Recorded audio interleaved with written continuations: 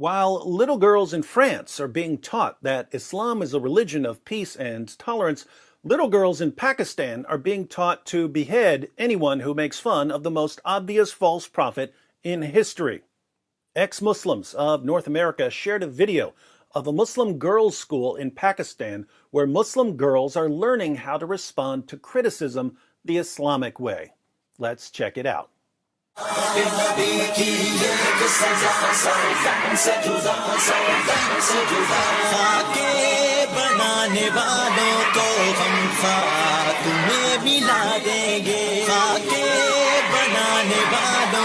We need to give credit where credit is due.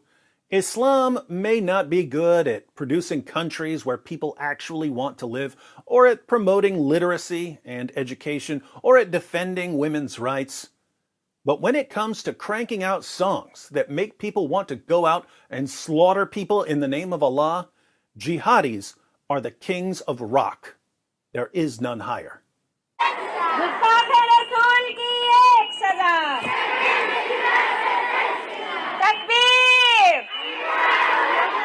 Their lips are saying decapitate, decapitate, but their hearts are saying love, love.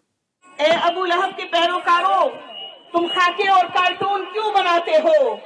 आओ मर्दों की तरह मैदान में उतरो, फिर देखो कि आका इनामदार के गुलाम कैसे होते हैं. They call anyone who defends cartoons of Muhammad followers of Abu Lahab.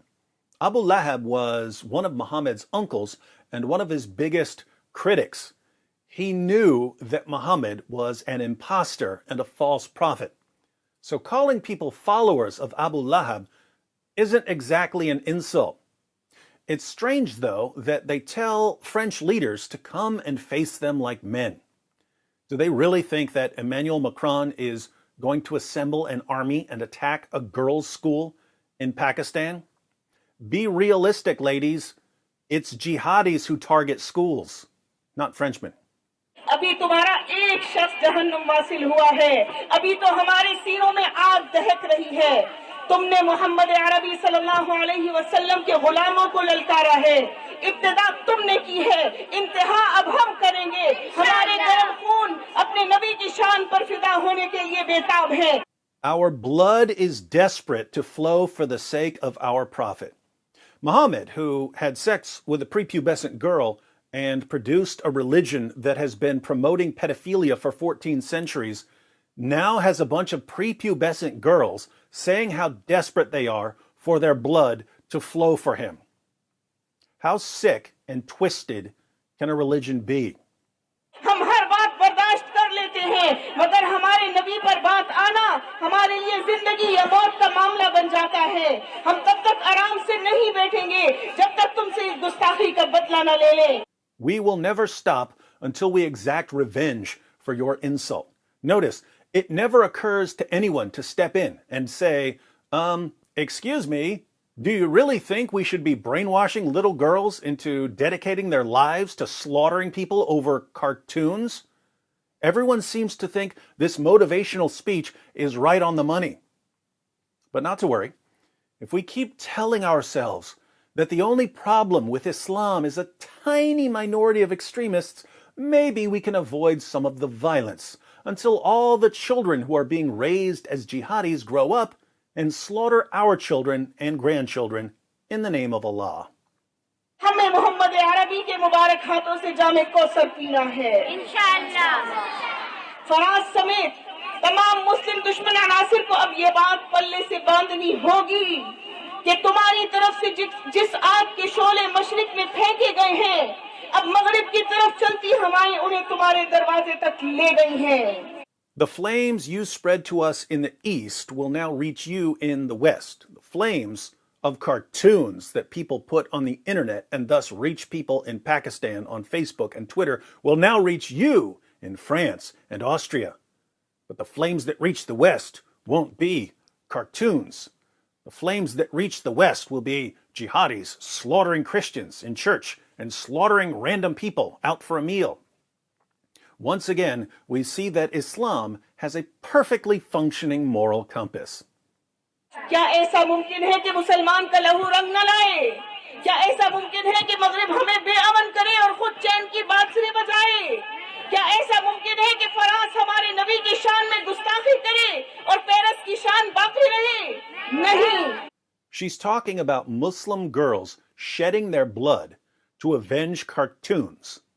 Here again, it doesn't occur to anyone to step in and say, "Excuse me again, I may be new here, but should we really be brainwashing little girls into going out and getting themselves killed over some cartoons?"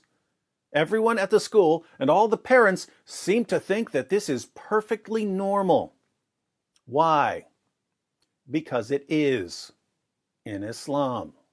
दुनिया में ऐसा कहीं नहीं होता. जो तुम बोओगे वही काटोगे.